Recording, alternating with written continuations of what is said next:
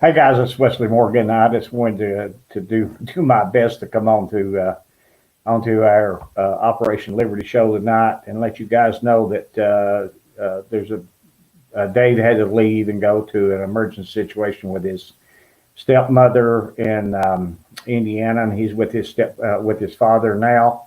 I just got notified that about 15 minutes ago, and I just thought I would go on live and try to explain to you guys that we're having a little bit of technical difficulties and having problems when you have one person that you rely on and some emergency situation happens or someone is not able to do something like during the holidays or whatever, then we're kind of locked out of doing our show. But I just want to let everyone know that I will get this situation lined out.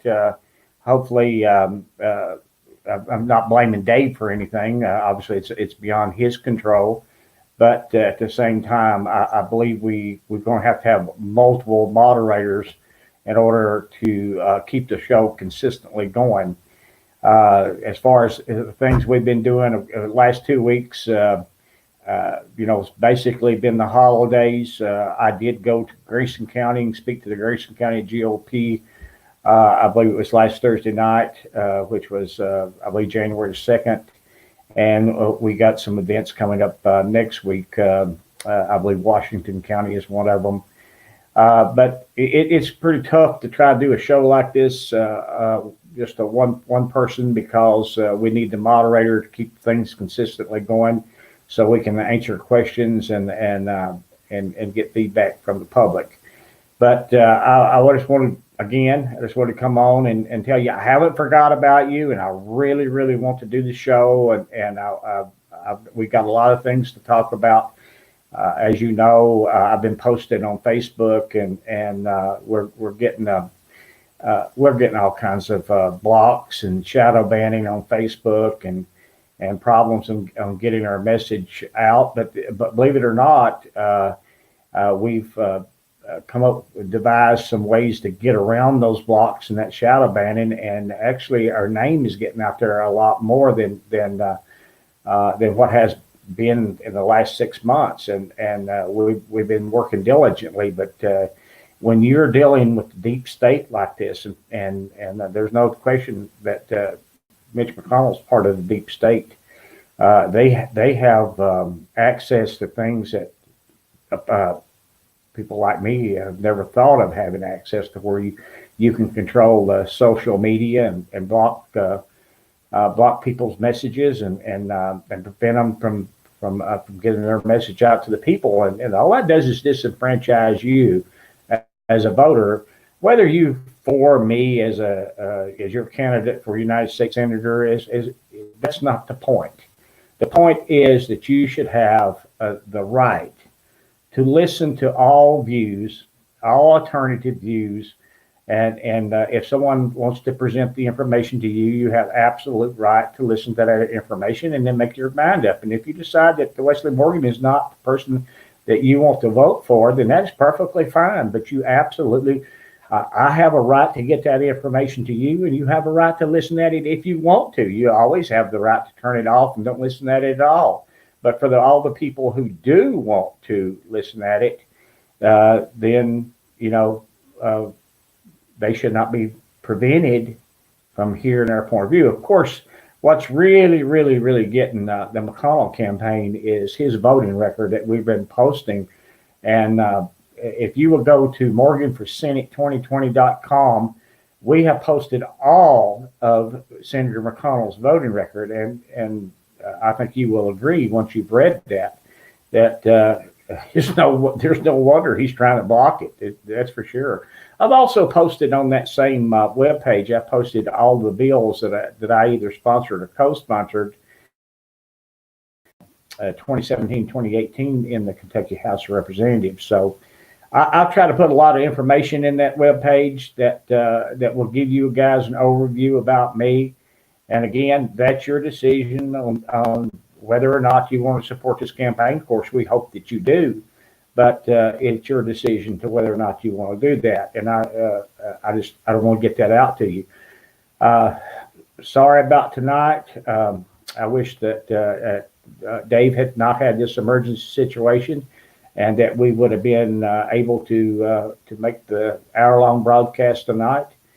Uh, I do request out there that anyone's listening to this that has some experience and doing this type of broadcast and do the moderation. We're using StreamYard to do this.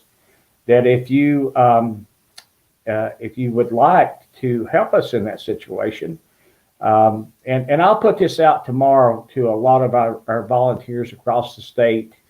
We have some, especially some young people that's working with this campaign that's really astute when it comes to Facebook and the social media platforms and stuff. So some of those guys may be able to moderate the show whenever that we have a situation that our regular moderator cannot make it, and that tonight's one of those times.